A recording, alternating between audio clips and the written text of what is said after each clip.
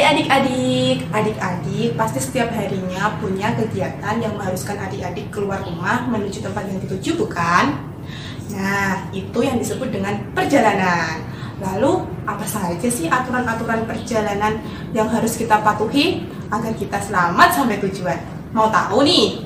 Penasaran? Yuk kita ikuti pembelajaran video kali ini mengenai keselamatan dalam perjalanan. Let's go!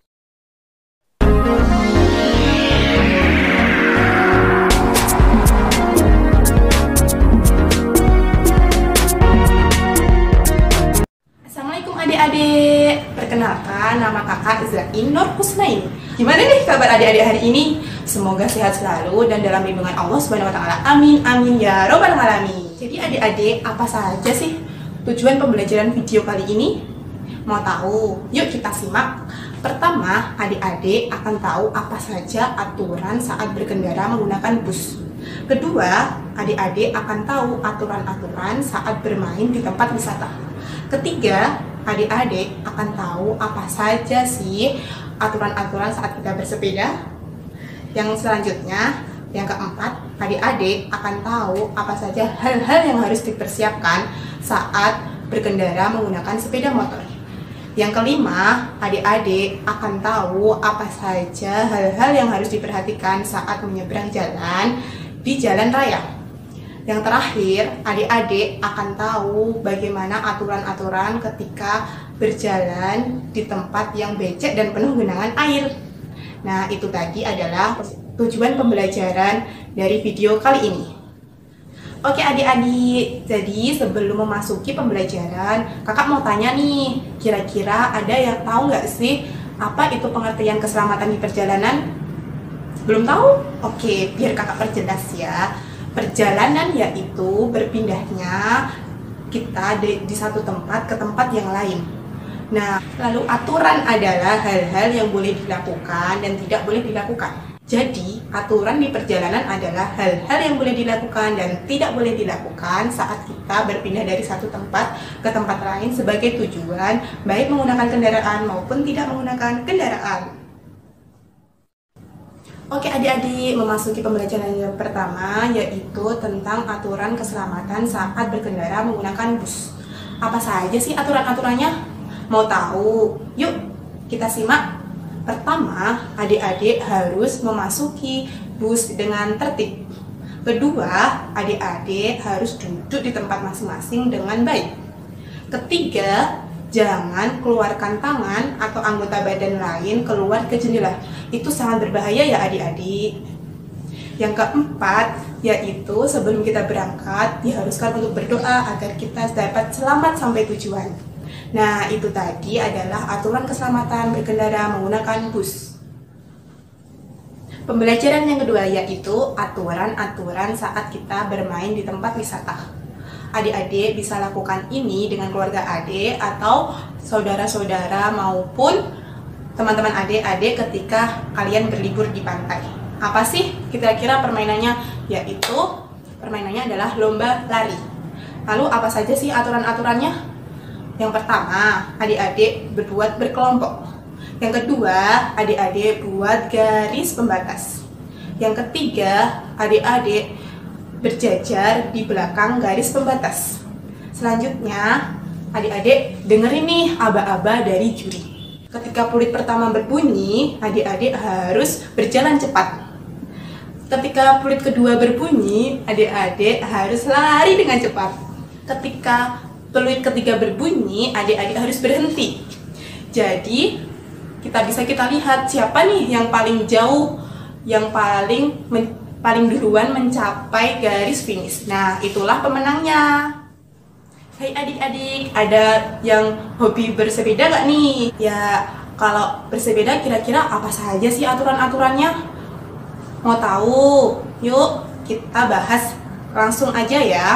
Yang pertama, ketika adik-adik bersepeda diharuskan memerhatikan keadaan sekitar.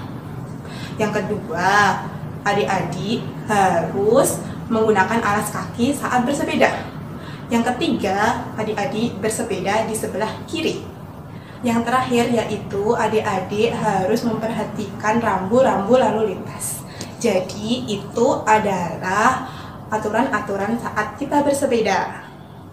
Oke adik-adik, pada video aturan mengendarai sepeda tadi telah dijelaskan bahwa kita harus memperhatikan rambu lalu lintas. Lalu, apa sih rambu lalu lintas itu?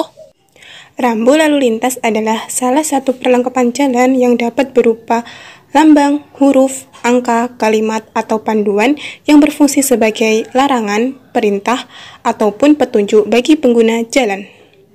Berikut gambar-gambar rambu lalu lintas beserta artinya.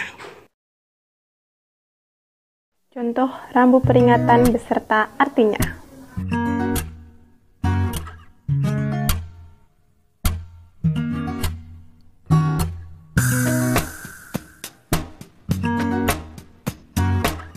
Contoh rambu larangan dan artinya.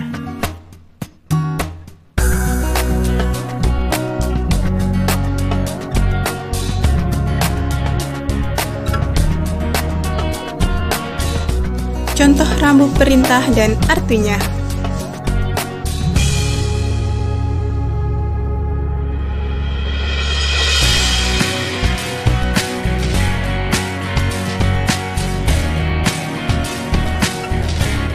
Contoh rambu petunjuk dan artinya.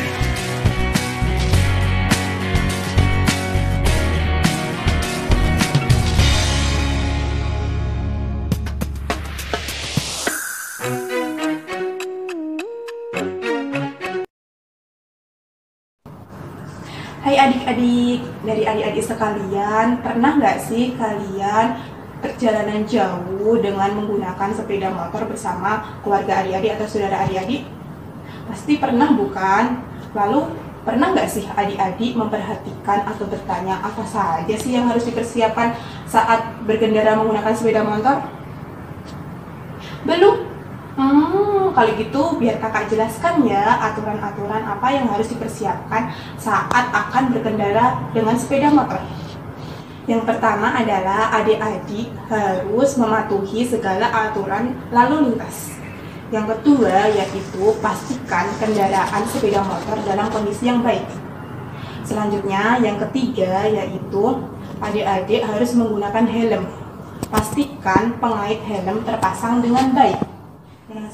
Selanjutnya yaitu adik-adik harus memastikan bahwa lampu utama sepeda motor menyala. Kemudian jangan lupa lampu petunjuk arah juga harus berfungsi dengan baik. Dan yang terakhir yaitu pastikan kaca spion terpasang dengan baik.